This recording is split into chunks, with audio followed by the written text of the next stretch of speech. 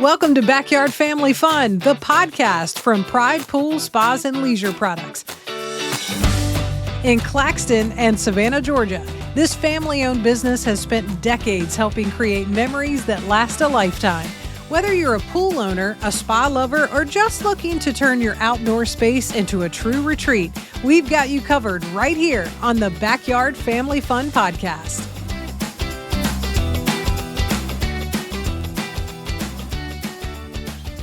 Welcome back to Backyard Family Fun. I'm Dee Daniels, and I am sitting in the Savannah location with Marshall Smith to have a really great conversation all about safety with your spring and summer fun in your backyard. And we're going to be talking about pools and spas and really just making it all work together, for all the safety reasons. There's a lot of risks, Marshall, when you get the kids out in the pool, you got the pets running around, there can be a lot of things that goes on. So I'm glad we're going to have this conversation. Me too. And so, you know what? One of the things that we feel compelled to do to be, I think, maybe carrying the mantle for that backyard or the good stewards of backyards is, sure, it's fun. And it's always one of those things that we promote to have as much fun as possible.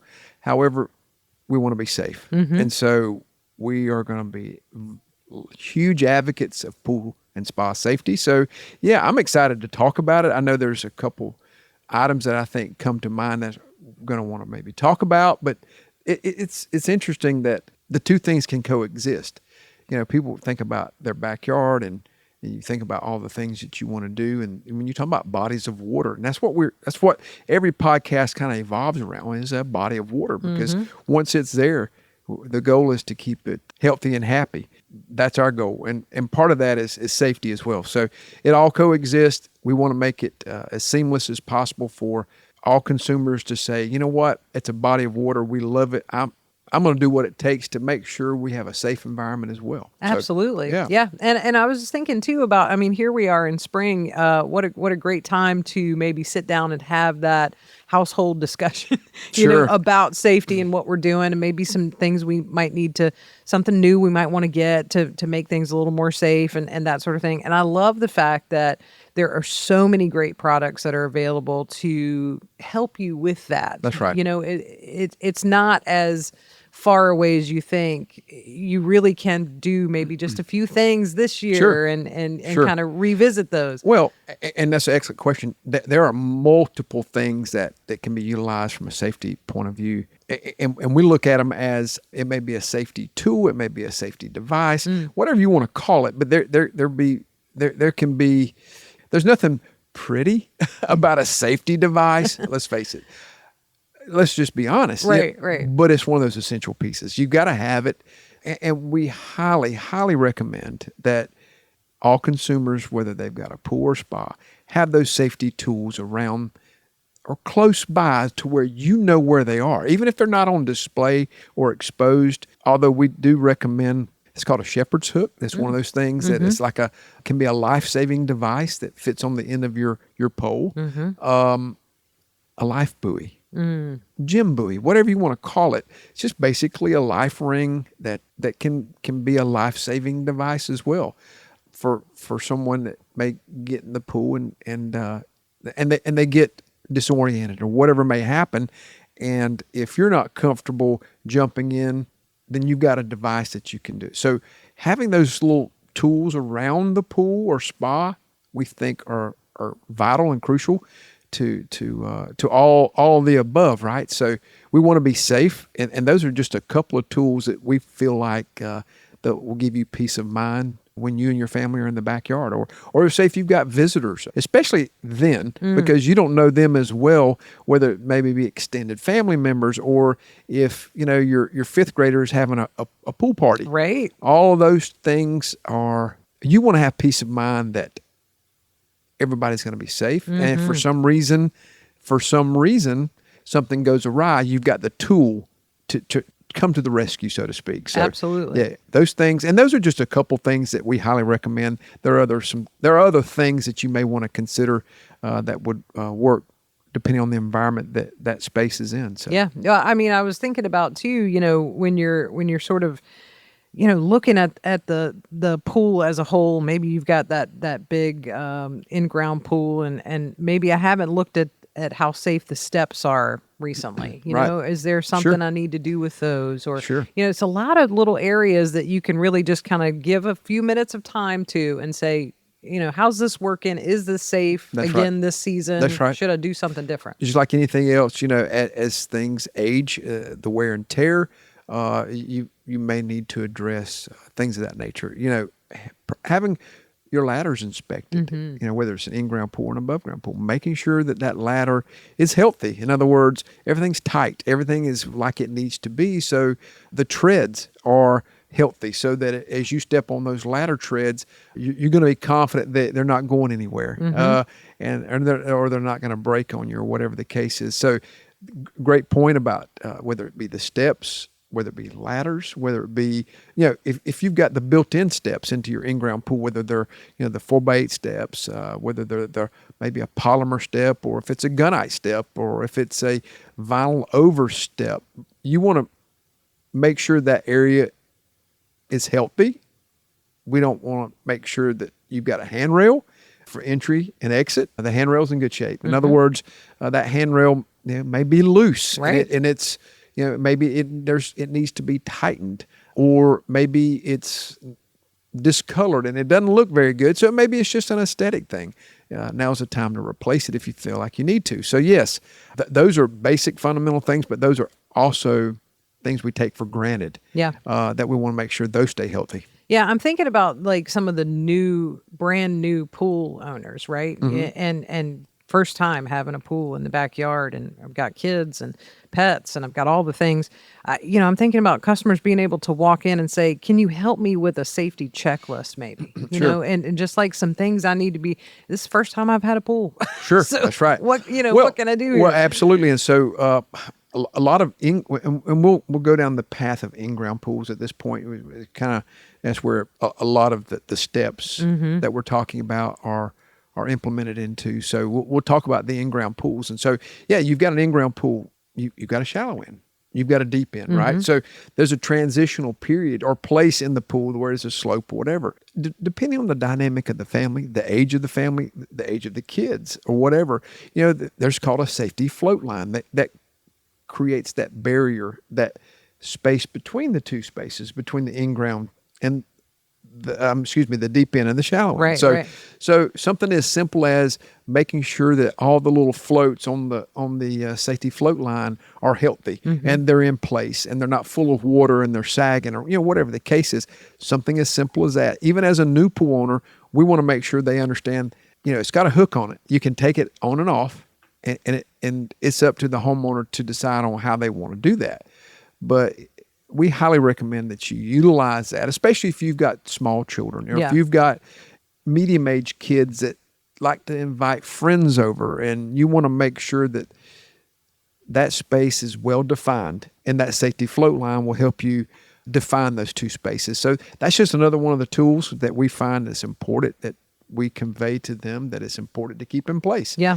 And take, in and out as needed, but always in place when you've got young people who either don't know how to swim yet and or are novices or whatever, or just a large pool party. Let's define the spaces so everybody knows where they're at. Absolutely. And what a great thing to be able to check on, because it's going to give you some peace of mind on the other end. That's right. Going to give you some peace of mind. All right. I know we talk about Mrs. Jones a lot because we love Mrs. Jones. That's right. And, she is that fictional. And her cousin, Mrs. Smith. She and may Mrs. show up every Smith. now and then. That's right. So That's right. true. So true. But I got to say, Mrs. Jones loves her wonderful dogs, and they love to jump in the pool. That's right. And how can we keep them safe and make sure Mrs. Jones feels really good about, look, they're just going to jump in the pool, and so I've got to figure out how to make this work. That's right. Well, first and foremost, let's clear the air on, which is an excellent question, by the way, Dee. And I think a lot of people sometimes either sidestep the reality of that or whatever, but we never advocate for Fluffy in the pool. Yeah. Okay. Yeah. So that means we love our pets too. I have pets at home, and randomly they may end up in the pool. But again, it's one of those things that it's not something we're going to encourage. That's right. However, we're not too naive to understand it's going to happen. It happens. And we know that Mrs. Jones does love to have her 150-pound lab get in the pool with her, or her 10-pound, York, Pomeranian. whatever we're talking about. Yeah, exactly. So ultimately, it's about pets in pools. Yes. And so let's give it a little jingle here. Pets in pools, right? That's it. So, yep, pets in pools are going to happen. We realize it again. Just for clarity, we do not advocate for that. Two things will happen if you do a lot of that. You're going to need the dynamic of that water is going to be a lot different. It's going to change a lot. What they don't understand is that it will change the chemistry of that pool dramatically, so much more than they can imagine. So what you have to remember, if you're going to have the family pet in the pool, just know that you should check your water chemistry a little more often.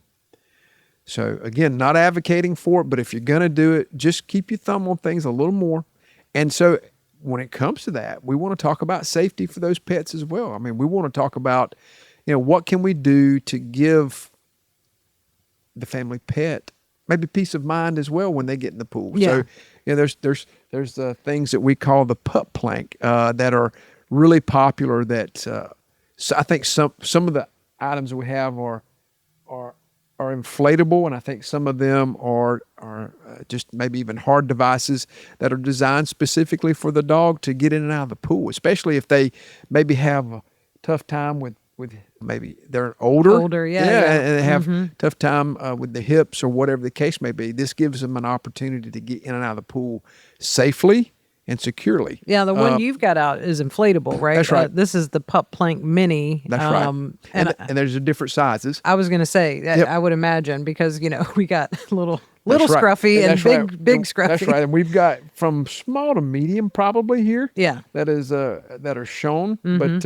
But yes, again, the Pup Plank, we're just trying to make sure people understand we cover all the bases when it comes to the health and well-being of your water and the safety and security of that water as well, and including for pets. Yeah. So we're doing everything we can to make sure people know what we've got available, and that we're doing everything to let them know that we've got the tools to make sure the family friend is being safe while they're swimming as well. I love that we can't really say you should have, or it's okay to have your pets in the pool. However, we know, and so we're going to help if we can. That's right. That's right. I didn't even know that existed. This product is Solstice, right? It is, and it's one of those things that, and it's just one of a handful of things that we have available. But yeah, I mean, I think again, to have these is not suggesting we're advocating for pet swimming, but it is. We feel like it's going to happen. So if it is, let's provide excellent products to give peace of mind. Absolutely. Absolutely. And that one in particular is inflatable, and it looks like it attaches right to the side. And I mean, that looks pretty easy to set up, and it does. I love that. Yeah. And so, and relatively inexpensive. I'm not sure the cost of it, but I think the point is that we want people to realize that they can shop for their pets here as well. Absolutely. Because we know that they're going to let and not everybody does. So let's clear the air. We know not everybody allows their pets in the pool. Yes. There's a certain segment that do. We want to support those folks as well, but make sure everybody understands we're not advocating. That's right. That's right. For the pet entry. Whichever group you fall into, you are welcome at Pride Pools. You go. That's the important part. That's right. I kind of want to switch gears, a little bit and talk about, I know a lot of people love to swim at night, and a lot of people love to get in their pool, in the end of the evening.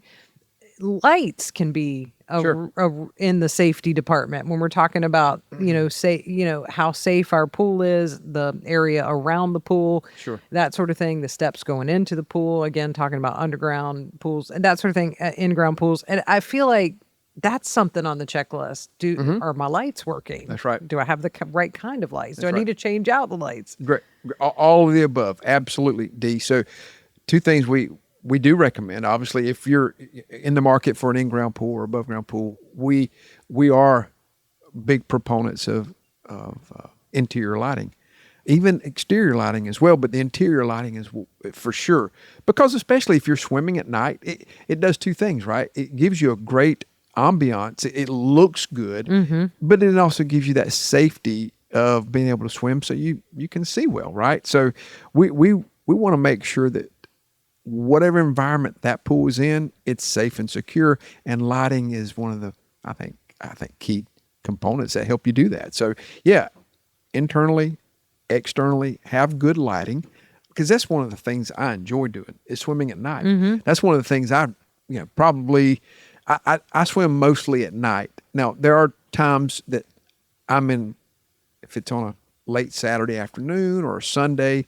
I can be in there during the day, but during the week, it's at night for me, because that's when I get home and I can get in the pool after a long, hot summer day, and it just feels good to get in the pool. Yeah. You flip on the lights, it's safe and secure, but then also you got different color lights too. So now, again, it becomes an aesthetic thing that just, it can be a mood setter. For sure. It can be a great tool to safe, secure, but also can be a great, I think, I wouldn't say a mood setter, but yeah, I'd say a mood setter, even in the evening. So it helps me sleep at night just because I can swim. Yeah. And exercise a little bit, and it gets me ready for bed. Yeah, for sure. Absolutely. So, yeah, I think so. So yeah, to answer that question, lighting can be crucial. We advocate for interior and exterior lighting for that pool or spa.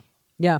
And, I'm thinking about how many times, the customer walks in and talks about how much they want to entertain this summer in their backyard. I really want this to be an oasis, Sure. kind of a feeling.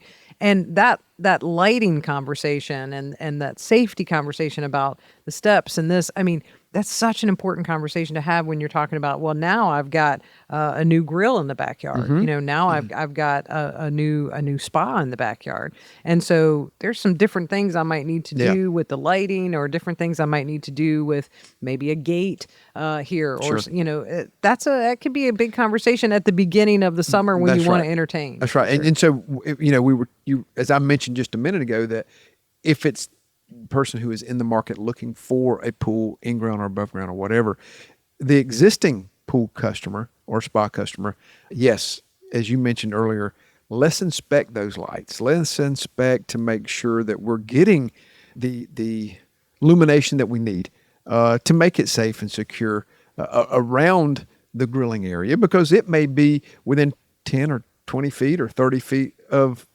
pool water's edge, or whatever the case is. So exterior lighting is crucial. Make sure they're all working, especially if you're going with multicolor automated lighting where it changes colors. You want to inspect, make sure all bulbs or automation is working correctly. So yeah, lighting at the fence, the gates, whatever. Again, entertaining in the evenings during the summer. The days are much longer, right? So, it's 8:30, 9 o'clock before it gets dark at night. However, typically, which means though, when that's the case, we find that our parties last longer because of I should say it goes into later hours just because it doesn't get dark until later. Right. So you tend to just kind of roll with the time of the year it is. So again, you may have been daylight when you started, but it's dark when you're leaving. Have good lighting so your guests can leave securely when they leave, and the lighting is where it needs to be. So absolute advocates for interior, exterior lighting, pools and spas, whatever. The grilling station, again, fencing, those gates, those entry exit points. Let's get it lit. If it's not, and if they are, let's make sure they're working properly. Absolutely. And we had a really great question too come in from one of our listeners asking about the safety piece around, and maybe this is a fencing issue, but like around like the pool equipment. I want to make sure the kids aren't messing with the equipment and messing with anything, behind the scenes of the pool near the pump and all that sort of thing. Any suggestions on keeping that area safe? That's a great question. I would say the first response to that is that it's not vital and it's not something that is an essential thing. I think a pump and filter, because of what it does and its functionality, just its presence alone can be, there's nothing appealing about it. Right, right. So it can be almost standoffish to anybody that comes in around it or close to it. It almost protects itself just because there's nothing pretty about it, right? Right, So right. there you go. Kind of people stay at bay. But that's an excellent question. I would tell you that there's always, if you can take that environment or that space and enclose it and or kind of somewhat 2 to 3 sided to a point where it's just easy access. You got to be able to get to it. At least one-sided. Fencing it off is not a bad idea. I would probably recommend it. However, because they are designed to do what they're due. Again, we're not talking about anything. It's going to look pretty. Some people may want to put fencing around it because they don't like the way it looks. Right. So, they want to shelter it Sure. or hide it, which is fine. Again, not essential, not crucial in the performance or safety, because I think it kind of, protects itself. However, if we can enclose the area to say, hey, look, I'm kind of hands off, so Right. leave me alone. Yeah. And putting up a 2-sided, 3-sided fence around that space is probably not a bad idea. Yeah, that makes sense. Yeah. And you're right. Usually people are going to look at that and be Well, like, and you want to light that space too, right? Exactly. Yeah, I mean, again, fencing it around it may make lighting it easier. Sure. So that, those could go hand in hand. So yeah, absolutely not a bad thing to do. And again, light the space if you're going to. Last thing before we wrap up, I want to talk about in the safety department, because I know there are lots of things we could talk about. But, Sure. I'm thinking about, those of us who love to jump in the pool maybe and then get out of the pool, jump right in the spa for a few minutes, warm up, bring it down. Keeping that spa area safe, really Right. important, especially if you've got kids, that Sure. maybe you don't want the kids to be in the spa, and that sort of thing. I'm thinking about some of those great new covers for your spa and that sort of thing, making sure and they lock down really nicely. They do. It's easy for one person to Sure. do. So maybe, look at getting a new cover. Sure. I mean, it's a safety piece too. It is. Well, and I'm glad you brought that up, because, a lot of times we take that for granted. If you've got an in-ground spa that's connected to your pool, you may not find yourself covering that space as much as you would if you've got something that's detached from the pool and either separated, even though whether it's a portable unit or even a self-sustaining unit that's tied to the pool but not associated with the pool. If I can make sure people understand. Yeah. Because there may be, a spillover type environment where the spa is spilling over into the pool. But you want to protect that space as much as you would the pool, right? Yeah. Because sometimes we take it for granted. It's a smaller body of water. It's not that deep. But however, you could have, younger children who are adventurous and they tend to want to be a little nosy. Yes. And we know how that is. So yes, that type of environment, we should probably make it safe and secure as well, hands down, because you may be already doing that. You may already have that hard cover on your spa, whether it's portable, whether it's detached or attached to the pool. You're going to put a cover over it. Inspect that cover, see what kind of condition it's in. We find, depending on certain, I think, things that happen over an annual period of time, kind of drives that cover and saying, okay, yeah, I might get 3 years out of it. I might get 5 years out of it. It just depends, maybe 7 years. But at some point that spa cover is going to need to be replaced. So yes, that is another thing we want to inspect. We want to make sure that's healthy as well, because we don't want it not functioning like it should, especially when small children are around, Absolutely. right? Yeah. So Yeah. yeah, absolutely. We need to make sure we're checking those covers as well, those spa covers. Anything else before we wrap up? I don't think so. I just know that backyard family fun is part of our DNA. Safety and security is part of that. And we just wanted to kind of take the time to make sure people understand those two coexist very easily. and we are advocates for making sure you have got the right tools in your backyard to create a safe environment. Yeah, absolutely. And come to the Savannah location, the Claxton location, and look at some of those products we were talking about. Sure. See if that's something that's very right intriguing. for you. And definitely the Pup Plank. I think it's going to be the hit of the season. So we're excited that we have a couple options there. So yeah, that's pretty be cool. sure and check them out. That's pretty cool. I might just get a dog for that reason now, just to use it. I love it. Of course, you can click the links in the show notes of this episode to find out more information about everything we've been talking about at Pride Pools, Spas, and Leisure Products. And stop by and visit the team at Savannah or Claxton and ask all your questions. Marshall, always a good time to sit down with you. A pleasure. Thank you, Dee. Thanks for listening. Come by and meet your local pool and spa experts in Claxton on Highway 280 West or in Savannah on Gateway Boulevard South, or go to pridepools.com. If you love backyard family fun as much as we do, be sure to give us a rating and review and subscribe or follow on your favorite podcast platform so you never miss an episode. And if you have a question or topic you'd love for us to cover, drop us an email, info@pridepools.com, or tap the links for Facebook or Instagram in the show notes of this episode. We'd love to hear from you. Now let's go make a splash and have some backyard family fun.